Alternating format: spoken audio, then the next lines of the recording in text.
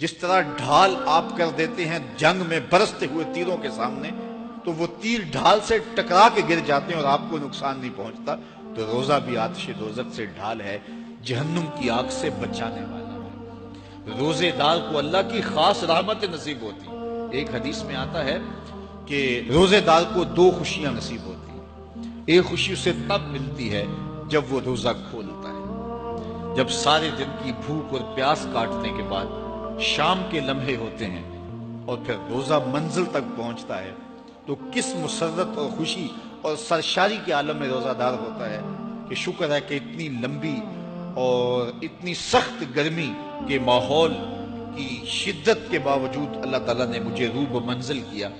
تو اس وقت ایک احساس اس کے ساتھ جڑا ہوتا ہے، اور پھر جب وہ ٹھنڈا اور میٹھا مشروب اپنے کام و دہن میں ٹپکاتا ہے اور وہ ٹھنڈا میٹھا مشروب اس کی رگوں کو تر کرتے ہوئے معدے کی طرف بڑھ رہا ہوتا ہے، اس کی زبان بولے نہ بولے دل اللہ کا شکر ادا کر رہا ہوتا ہے، اس کا ایک ایک عضو بدن رب کا شکرانہ ادا کر رہا ہوتا ہے۔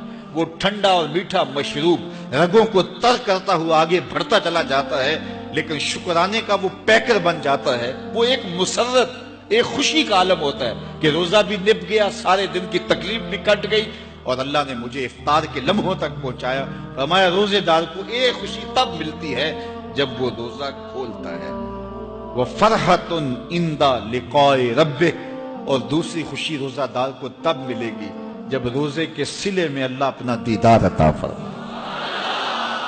بنی آدم کے جتنے بھی عمل ہیں 10 سے لے کر 700 گنا تک اس کا ثواب اولاد آدم کو اس کا دیا جاتا ہے۔ جتنا گڑ ڈالو اتنا ہی میٹھا، تو بعض کو 10 گنا، بعض کو 70 گنا، بعض کو 100 گنا، بعض کو 700 گنا، تو 10 سے لے کر 700 گنا تک بندے کے اعمال کا صلہ دیا جاتا ہے۔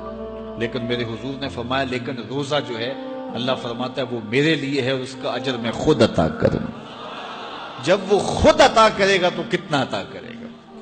سخی اتنا بڑا ہو تو پھر کیا عطا کرے گا؟ بلکہ بعض نے اس کو عجزی بہی کی بجائے عجزہ پڑھا ہے بصیغہ مجہول، کہ روزہ میرے لیے ہے اور اس کی جزا میں خود ہوں۔ باقی اعمال کی جزا جنت ہے، جنت کی نعمتیں ہیں اور بہت کچھ ہے، لیکن روزے کی جزا میں خود ہوں۔ اور جس کو وہ خود مل گیا پھر جنت میں مل گئی، جنت والا جو مل گیا پھر جنت بھی مل گئی، جنت کی نعمتیں بھی مل گئی۔ تو روزہ اللہ کی خوشنودی کا ذریعہ ہے، اس کی رضا کا ذریعہ ہے۔ تو خوش نصیب لوگ روزے کی برکتیں حاصل کرتے ہیں۔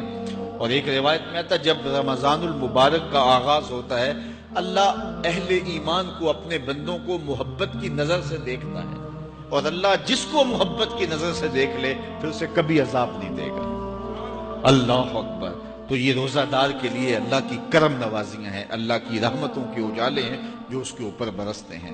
تو میں اور آپ اس ماہ انور کو، اس ماہ نور کو اس طرح سے گزاریں کہ ہمارے اندر کے پاپ دھل جائیں، ہماری غلاظتیں گناہوں کی مٹ جائیں، ہمارا سینہ صاف ہو جائے، ہم اہل ایمان کے لیے کشادہ دل ہو جائیں، ہمیں جو ہے وہ جھوٹ سے، تکبر سے، بخل سے، ریا سے اور دیگر امور بد سے اجتناب کرنے کی عادت پڑ جائے۔ روزہ جو سکھانا چاہتا ہے ہم وہ اس سے سیکھ لیں، اور روزے کی برکات ضبط نفس کی صورت میں ہمیں نصیب ہو جائیں، تو ہم روزے کے بعد بھی، ماہ سیام کے گزرنے کے بعد بھی ایک نئی زندگی لے کر، ایک تازگی لے کر، ایک نور و روشنی لے کر کے جو ہے وہ معاشرے کے، اسلامی معاشرت کے ایک اہم فرد کی صورت کے اندر جو ہے وہ سامنے آئیں۔ تو اللہ اس ماہ سیام کی برکتیں ہمیں نصیب فرمائے۔ ہر سال مہینہ آتا ہے، گزر جاتا ہے، ہم پورا مہینہ بھوک کاٹتے ہیں اور پھر وہاں کے وہاں ہی کھڑے رہتے ہیں، تو پھر ہمیں سوچنا چاہیے، لیکن اگر تبدیلی آتی ہے تو پھر شکریہ ادا کرنا چاہیے۔